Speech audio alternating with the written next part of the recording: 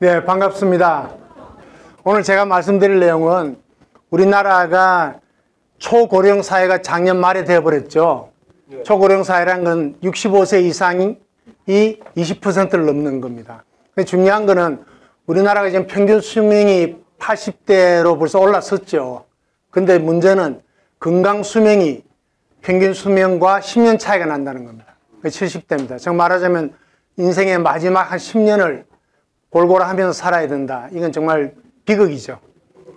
그래서 우리 그 고령화와 공중보건의 문제, 그래서 저는 임상예방의료, 우리나라는 아직 지금 정착이 안 돼서 좀 생소하실 겁니다. 임상예방의료, 그런 부분이 왜 필요하고 내용이 뭔지, 그리고 이걸 위한 근거를 어떻게 생성하는지, 우리나라에 이걸 어떻게 도입하고 활성화시켜야 되는지를 간략하게 좀 말씀드리겠습니다. 이 평균 수명의 변화는 뭐 OECD 그러니까 정말 OECD 국가 간에 비교를 했는데 맨 위에가 일본입니다. 2011년에 벌써 일본은 80대가 되어버린 거죠. 그런데 이 기울기가 문제입니다. 일본이 이렇게 서서히 올라가는데 이 맨 아래쪽 빨간 게 우리나라입니다. 처음 2011년에는 좀 격차가 있었지만은 이 기울기가 이 나라들 중에 제일 빠릅니다. 즉 속도가 일본이 전 세계에서도 빠르게 고령화가 됐는데 우리는 일본보다 더 빠르게 지금 고령화가 되고 있는 게 현실입니다. 우리나라는 현재 만성질환으로 인한 사망이 전체 사망의 80%, 10명 중 8분은 만성질환으로 돌아가신 겁니다. 그리고 그 전체 사망 원인 10개 중에서 7개가 만성질환입니다. 그리고 당뇨병, 뇌혈관 질환으로 인한 사망은 OECD 평균보다 높고 이게 특히 당뇨병, 급성심근경색, 뇌혈관 질환 이런 것들이 이제 높은 위치를 차지하고 있습니다. 자, 위에 그림이 이제 경제 양극화가 우리나라도 심각해지고 있죠. 근데 이제 70대, 80대 오면서 경제 성장이 급격하게 이루어지면서 이제는 점점점 경제 양극화가 심해지면서 그 결과로 이 건강 수준에도 격차가 커지고 있다는 거죠. 이 오른쪽에 그림이 지금 안 보이는데 그걸 나타낸 게 뭔가 하면은 경제 수준이 상, 중, 하로 나눴을 때 상인 경우는 10만 명당 5.6명의 사망률을 보이는데 하로 가면은 14.1로 거의 3배 가깝이 이렇게 벌어지고 있다는 거죠. 그래서 뭐 금방 짐작할 수 있으시듯이 경제 수준이 높다는 것은 잘 산다는 이야기는 잘 먹고 뭐 이렇게 그 환경도 좋고 뭐 이러면서 이제 이런 건강 격차가 벌어지고 있다 하는 거죠. 그런데 이제 건강 실천율을 보니까 그럼 자기 건강에 대해서 만족을 못하면 노력을 좀 해야 되잖아요. 노력도 안 해요. 2015년에 남자가 건강 걷기를 규칙적으로 꾸준히 산책을 하는 실천율이 41.8%, 여자가 40.7%에서 비슷하게 41%였어요. 그 10년이 지나가지고 2025년에 보니까 계속 감소하고 있는 거예요. 실천율이. 그러니까 점점 안 움직인다는 거예요. 이건 참 문제가 있죠. 그 남녀 모두 전 연령군에 걸쳐서 신체 활동이 감소하고 있다. 문제는 이제 OECD 국가별로 이제 우리나라에 심각한 문제가 많이 있는데요. 저출산, 고령화 문제, 그 다음에 이제 자살입니다. 여기 계신 분들 죄송하지만은 우리나라의 노인 자살률은 전 세계 1위입니다. 그것뿐 아니에요. 우리나라 소아청소년 10대, 20대까지의 사망 원인 1위가 자살입니다. 걔들은 병이 없잖아요. 10대, 20대. 그런데 자살이 사망 원인 중에 1위라는 거예요. 왜 이렇게 됐을까요? 우리 사회가 정말 바람직하지 않은 쪽으로 지금 가고 있다는 거죠. 그러니까 자살이라는 게 이제 청소년과 노인은 좀 다르겠죠. 청소년은 뭔가 좌절되고 뭐 시험에 떨어졌고 뭔가 자기가 잘 따라하지 못하고 이런 이제 부딪힘 때문에 가능성이 높지만은 노인분들은 지금 이제 여기 계신 분들은 그래도 좀 사회 활동을 이렇게 많이 하시니까 그래도 다행이에요. 저는 참 감사하게 생각하는데 사회 활동을 전혀 안 해요. 집에서 하루 종일 TV 켜놓고 보고 운동도 안 하고 그렇게 하면서 친구도 안 만나고 점점 고립되면서 이제 고독사를 하는 거죠. 그렇지 않으면 그 전에 끊어버리고 이런 식으로 이제 그렇지 않아요. 오늘이 어제 같고 내일도 오늘 같을 것이다. 변화가 전혀 없는 생활을 하는 것은 정말 견디기 어렵죠. 그런 것들을 빨리 극복해서 바깥으로 나와야 됩니다. 이렇게. 예. 그래서 이제 노인 자살률을 보면 우리가 60대, 70대, 80대, 90대 이렇게 보면 연령별로 그 자살률 수준이 뚝뚝뚝 올라가요. 그래서 이러한 여러 가지 건강보건 문제가 있기 때문에 우리는 지금 임상 예방 의료를 도입해야겠다. 저는 그렇게 이제 생각을 한 겁니다. 그래서 옛날에는 전염병 시대였어요. 지금 최근에도 우리가 코로나 전염병을 알았지만은 그전에는 이렇게 큰 전염병으로 난리가 난 적은 없잖아요. 그렇지만 과거에는 그 병원성 세균이 발견되기 전에, 즉 병원성 세균이 발견되고 그 다음에 이제 항생제가 나오면서 이 전염병의 관리가 된 거죠. 그래서 이 병원성 세균이 발견되고 그럼 세균을 배양해서 지금도 내성균이 많이 생기기 때문에 페니실린이 워낙 종류가 많으니까 그중에 뭘 듣는지를 내성 검사를 합니다. 그래서 이 항생제만 듣는구나. 그럼 그 항생제를 바로 주사를 놓으면 되는 거죠. 그렇게 해서 지금은 이제 그런데 또 걱정은 그 항생제에 대해서 이제 의약분업위원회는 많이 좋았습니다. 그전에만 해도 어디 가도 항생제를 놔주니까 약국에도 항생제, 뭐 병원에도 항생제 다 하다 보니까 내성이 생기는 거예요. 돌연변이가 생기고. 그래서 이제 안 듣는 게 문제예요. 항생제가. 그 다음에 이제 만성 퇴행성 질환, 복합성 질환 시대가 오면서 전염병은 간단합니다. 그 전염병을 일으킨 균이나 바이러스가 딱 정해지기 때문에 1대1로 딱 매치가 되니까 그 균만 제거하면 끝나는 게 회복되는 거예요. 그런데 이제 만성 퇴행성 질환, 당뇨병, 고혈압, 암 이런 거는 단일한 딱 원인이 있는 게 아니라서 복합적이기 때문에 굉장히 어렵죠. 예를 들면 담배는 만병의 근원입니다. 그 암도 뭐 온 전신의 암 종류를 다 유발을 하다시피 굉장히 위험한데 그러면 이제 이 담배를 피우면 암에 걸릴 뿐 아니라 뭐 심혈관 질환, 뭐 각종 질환들을 다 많이 유발하는데 그럼 일단 담배를 안 피우면은 그 질병들이 안 생기죠. 예방이 된다고. 근데 병이 생긴 다음에 끊으면은 그 질병이 좋아질까요? 안 되는 거예요. 치료가 되는 게 아니에요. 그러니까 여기 지금 치료와 예방이 이제 자, 일단 담배를 오래 피워가지고 폐암이 발생해버렸어요. 그 이후에 담배를 끈다고 그러면 폐암이 없어지느냐? 안 없어지는 거예요. 그래서 미리 우리가 예방을 하는 게 굉장히 중요하다 하는 걸 강조하는 겁니다. 시대인데 이제 21세기에는 건강수명 시대다. 질병 치료뿐 아니라 이제 개인별 맞춤 의료를 주고 건강 위험을 평가해서 사람마다 다 다르기 때문에 그 사람에게 맞는 위험 요인이 뭔지 알아내고 그걸 이제 컨트롤, 중재를 해서 건강 정진을 하도록 이렇게 이제 해드려야겠다. 그런 식으로 이제 시대가 공중보건 1세대, 2세대, 3세대로 지금 넘어왔다. 그 이야기입니다. 그리고 이제 의학이 발전하면서 요즘은 이제 포스트 제노믹 시대에서 유전자를 다 분석을 하게 됩니다. 유전자 지도라고 해서 사람마다 우리 몸에 있는 유전자를 다 분석을 해가지고 지도를 그려서 이 사람은 이 몸은 어떤 유전자로 구성됐는지가 다 밝혀진 거죠. 그 최근입니다. 그리고 이제 이러한 각 개인의 유전적인 특성에 따라서 어떤 질병에 더 잘 걸리는가 이런 유전적 감수성도 이제 병인론에 추가를 하게 되고 유전과 환경 간의 상호작용. 그래서 어떤 유전적 특성을 가진 사람은 어떻게 노출되면은 더 뭐가 생긴다. 우리나라에서도 2016년에 한국인의 유전자 지도가 100% 해독이 됐어요. 그전에는 몰랐거든요. 미국이나 이 선진국에서만 돼 있고. 그래서 백인, 황인, 흑인 인종 간의 차이가 뭔지도 알게 되고 그 우리나라 이제 유전자 지도가 나오면서 어떤 유전적 특성을 가진 사람들은 어떤 질병에 걸릴 위험이 높아진다. 그걸 아니까 예방도 하게 되고. 그게 이제 포스트 제노믹 시대에 온 거죠. 그 다음에 이제 우리가 2000년대 이후가 들어오면서 우리나라도 IT가 엄청 발전하면서 전산화가 되면서 빅데이터, 의료 빅데이터 시대가 됐어요.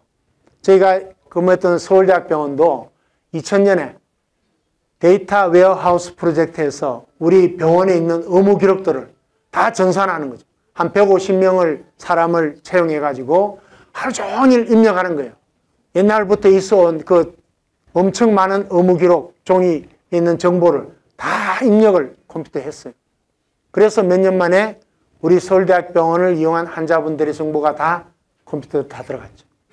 그게 이제 완성이 되어가지고 지금은 열에 가시면은 컴퓨터 탁 열면은 그 차트 번호 치면은 바로 정보가 다 뜨잖아요. 그런 식으로 하면서 전국에서 우리나라는 또 전국민 의료보험 체제가 됐기 때문에 전국에서 진료를 받으면 그 병의원에서 바로 심평원으로 진료비 청구가 들어갑니다. 그 진료받은 내역이. 그 심평원에서 그걸 심사평가한 다음에 거기 결정을 해서 건보공단으로 넘겨주면은 건강보험공단에서 의료기관에다가 진료비를 지불해 주는 거죠. 그래서 여기 보시면은 건강보험심사평가원, 의료보험 청구 자료가 이쪽에 다 슈퍼컴퓨터에 다 저장이 됩니다. 그리고 여기서 평가한 다음에 결과를 건강보험공단에 또 넘겨주기 때문에 그 정보가 다 넘어와요. 그럼 여기도 컴퓨터가 다 저장이 되고 있고, 그 다음에 각종 병원의 이제 의무 기록이 다 전산화되어 있죠.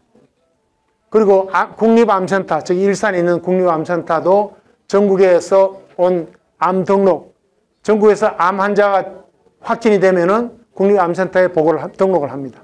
전 국민의 암 발생 자료가 저기 다 들어있는 거예요. 그 다음에 통계청에는 사망 신고를 하면 저기로 정보가 다 넘어가죠. 그러면 지금 우리나라는 이게 전 국민을 대상으로 하는 전산 시스템이 다 구축되어 있어가지고 병원에서 출생했다.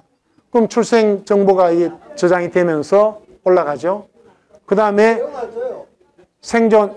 생활하면서 병원 진료받으면 그 정보가 이게 다 들어갑니다. 암 발생하면 이게 들어가고 사망한 다음에 이게 들어가고. 즉 태어나서 사망할 때까지 모든 정보가 다 전산화되어서 관리가 되고 있는 거예요. 그래서 우리나라는 전 세계에서 부러워하는 게 다른 나라는 이런 서로 다른 기관에 있는 정보를 연결을 못 하는 거예요. 근데 우리는 연결고리가 딱 있어요. 뭡니까? 어디를 가더라도 우리는 주민등록번호가 있기 때문에 그게 다 있어요. 그럼 주민등록번호 같은 것끼리 쫙 붙이면은 다 붙는 거예요. 그 제가 이제 미국에서 이런 공부를 하고 와서 93년에 돌아와가지고 근데 우리나라는 그때 전산화가 안 돼 있었어요.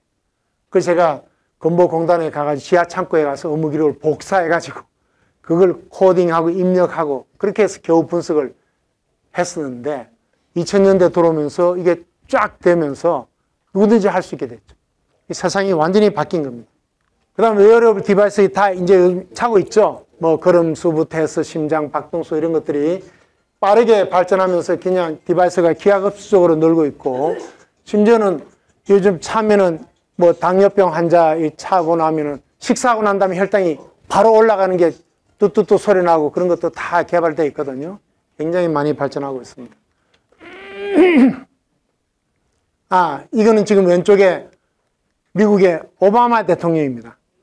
2015년에 오바마 대통령이 이런 말을 했어요. 환자는 다 다르다. 그래서 그 개인 맞춤형으로 치료를 해야 된다. 그게 이제 정밀 의료라고 이제 우리가 번역을 하고 있는데, 그래서 우리가 마치 수혈할 때 혈액형 가지고 보잖아요. A형 피를 주지 B형 피를 주면 큰일 나죠. 응고가 돼서. 그런 것처럼 우리 암 환자에 대해서도 그 체질에 맞게, 유전자 행위에 맞게 그 용량을 조정해 주면은 부작용이 최소화되고 효과가 극대화되는 이런 치료가 가능할 게 아니냐.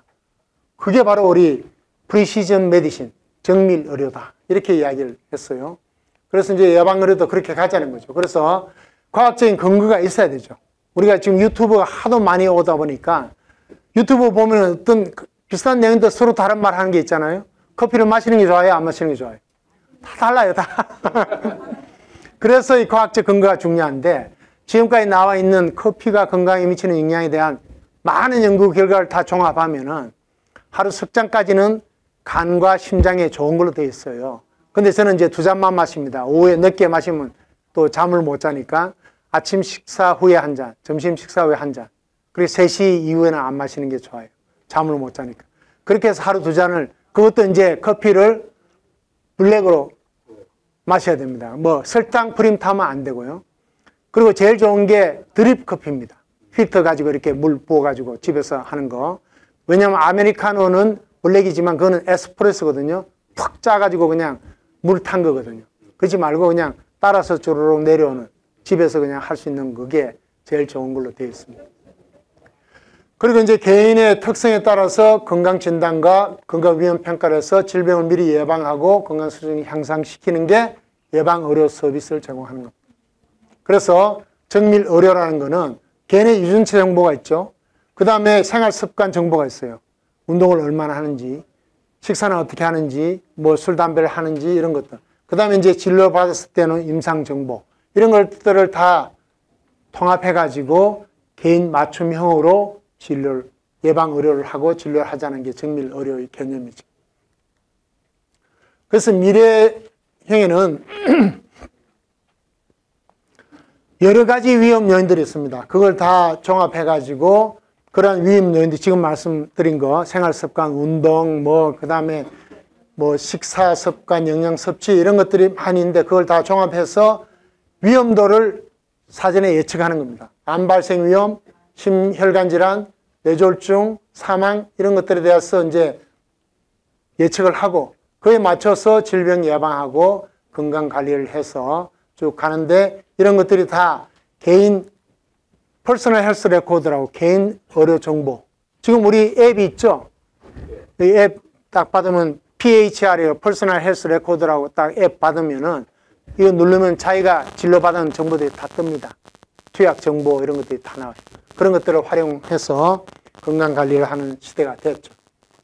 그래서 임상예방의료 서비스의 내용에는 정기 건강검진, 질병이 생기기 전에 건강한 사람에게 질병을 예방하고 건강정진을 시키자 하는 거죠. 그래서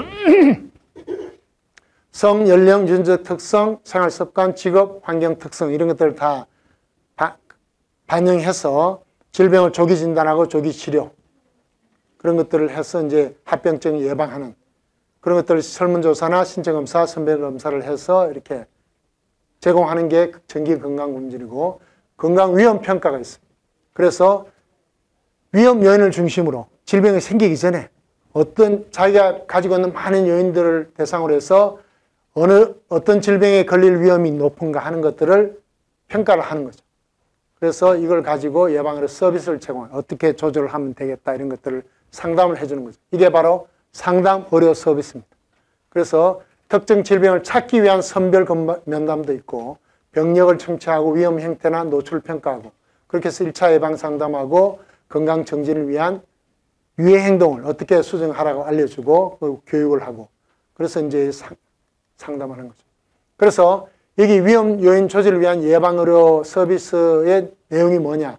금연 상담. 근데 앞에 앉으신 어르신은 이제 술, 담배 일치 안 하신다는 게 정말 좋은데요. 담배를 일단 인입하기면 끊기가 어려워요. 그래서 여러 가지 이제 상담을 통하거나 안 되면 이제 요즘은 치료약도 나오니까 그걸 어떻게 이제 처방을 해서 금연을 할 수 있도록 도와드리고 절주, 운동, 비만 관리, 영양 섭취, 우울증 관리, 스트레스, 유전질환, 고위험 임신. 치매 위험 지금 이제 걱정되시는 분이 꽤 계시죠. 이제 연령이 증가할수록 위험이 높아지니까요. 그래서 우리가 예방과 진료의 연속성을 강하기 위해서 예방의학과 가정의학, 예방의학, 그 다음에 임상진료 전문가들이 1차 예방, 2차 예방, 3차 예방. 1차 예방은 질병 발생하기 전에 예방하는 겁니다. 2차 예방은 조기 발견해서 조기 치료하는 겁니다. 3차 예방은 사회 복귀를 위해 재활을 해서 복귀를 시키는 예방을 말합니다. 그래서 마지막으로 정부와 국회와는 뭘 해야 되나? 정부에서는 공중보건 개선을 위한 효과적인 정책 수립을 위해서 민간 전문가들을 좀 적극 소통하고 협력해야겠다. 그리고 정부는 범부처 협력 체계를 구축해야 되는데 참 안타까운 거는 부처 간 칸막이가 너무 높아요. 자기 하는 것만 해요. 옆에 협력 안 해. 제가 서울시에 오니까 서울시도 그래요. 가별로 다 부처 칸막이. 이걸 좀 헐어야겠습니다. 정부는 민간단체와 적극 협력해서 효율을 극대화하고 국회는 이 정부가 일할 수 있는 정책을 수립할 수 있는 법적 근거를 만들어줘야 됩니다. 그래서 이런 공중보건사업 정책을 수립할 수 있는 법적 근거를 마련하고 보건 전문가들을 원활히 활용할 수 있는 법적 근거, 이런 법 제정이 굉장히 중요합니다. 그래서 정부와 국회가 이 지속 가능한 공중보건사업 수행에 필요한 예산도 책정해서 제줘야 됩니다. 치매 예방 수칙이 이게 있습니다. 진인사 대천명. 아시죠? 진인사 대천명. 그걸 따가지고 진땀나게 운동하고, 운동입니다. 인정사정 없이 담배 끊고, 사회활동과 긍정적인 생각 많이 하고, 대뇌 활동을 적극적으로 머리를 자꾸 써야 됩니다.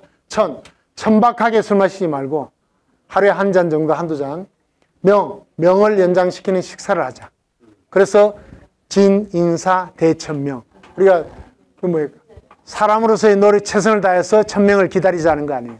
그러니까 그런 식에 맞게 이런 것들, 아마도 지금 앞에 앉으신 어르신은 뭐 운동도 열심히 하시죠? 네, 걷는 것도 중요합니다. 그리고 사회활동 지금 열심히 여기 계신 분들 다 하시고, 대뇌활동 적극 하는데, 술, 담배 안 하고 명하는데, 지금 우리나라 어르신들이 제일 큰 문제가 뭘까요, 여기서? 뭐 다 문제 많지만, 네? 3번입니다, 3번. 여기는 사회활동 하시는 분만 모여 있으니까 다 이렇게 하시겠지 하지만, 전체로 볼 때는 이 제일 큰 문제가 저는 이거라고 생각이 드는 거죠.